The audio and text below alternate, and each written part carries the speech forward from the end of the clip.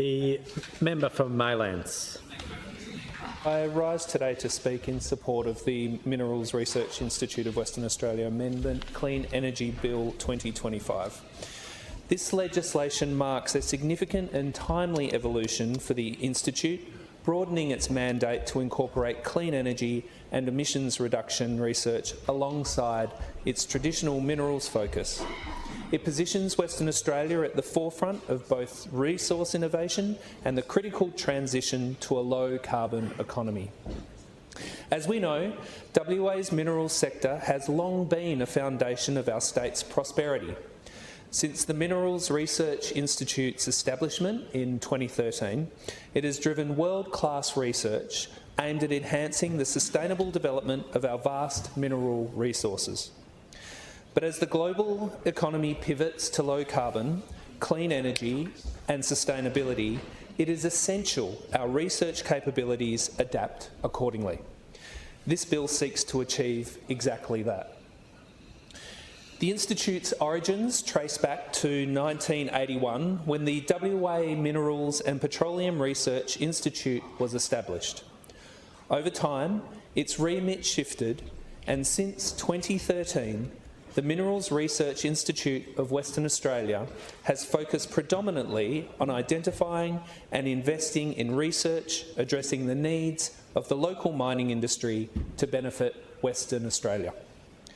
While that focus was appropriate for the global energy markets of that time, the reality is that as our climate changes, those markets are also changing rapidly and fundamentally. The urgent need to address climate change, reduce emissions and diversify WA's economy means our research institutions must reflect the emerging realities of the 21st century. Expanding the Institute's scope to include clean energy technologies and emissions reduction research is both practical, critical and visionary. It acknowledges that minerals and clean energy are intertwined parts of our state's sustainable future, and that embracing this integrated approach will ensure WA remains competitive and resilient. This bill formally renames the Institute the Clean Energy and Minerals Research Institute of Western Australia. This renaming signals a clear intent to lead integrated research that bridges mineral innovation with clean energy solutions, fostering collaboration across sectors and disciplines. Importantly, this bill preserves the Institute's existing powers and functions. It is a continuation, not a reinvention. This continuity ensures stability and builds upon the Institute's strong foundations, while providing the flexibility needed to engage with emerging technologies and challenges. It is a pragmatic approach that balances respect for the Institute's history with the need to innovate. Another critical amendment is the expansion of the current research priority plan requirement. Where previously the Institute focused on minerals, it will now cover medium to long-term priorities across the state's mineral industry, clean energy and emissions reduction. This flexibility allows the Institute to remain relevant and adaptive as technologies and markets evolve, ensuring that its work remains responsive to both economic and environmental imperatives. Further, the bill includes consequential amendments to other legislation, including the Energy Coordination Act 1994, which aligns responsibilities and authorities with this broader mandate. Together, these changes lay a robust legislative framework for integrated research aligned with WA's strategic goals and ensures coherence across government instruments. This bill dovetails with the Western Australian climate change policy, a comprehensive framework guiding our state's transition to net zero by 2050. The climate change policy emphasises clean manufacturing and future industries, energy generation, transformation, resilient communities, low carbon transport, storing carbon and caring for our landscapes, and strong government leadership, all pillars that underscore the vital role of research and innovation. By expanding the Institute's remit, we are strengthening the research backbone that will support these policy themes. The Institute will have the opportunity to help develop new technologies, materials and processes that reduce emissions across resource extraction and energy sectors. It will be able to contribute to clean manufacturing innovations that create jobs here in Western Australia and foster economic diversification, delivering on this government's Made in WA agenda, building a resilient, future-ready economy. Moreover, the climate change policy's focus on resilience and sustainability aligns with the Institute's broadened mission. This bill empowers the Institute to drive research that makes WA's industries more competitive, sustainable and climate smart. It will be the catalyst to ensure that WA's research institutions are not only contributing to cleaner production methods, but also helping our industries adapt to changing global conditions and expectations. Recently, I had the privilege of joining the Premier and Minister for Manufacturing in a visit to a local Baysy manufacturing business, Australian Winders, a factory in the Inner East producing world-leading and cutting-edge components for wind turbines, specialising in the design, manufacturing, maintenance and repair of large electric generator coil components. Australian Winders is a compelling example of how government policy and industry action intersect. Supported through the $8 million Wind Energy Manufacturing Co-Investment Program, this local business is upgrading its coil line equipment and expanding its research and development capabilities to increase local manufacturing capacity for wind turbines and supplying the burgeoning wind energy sector.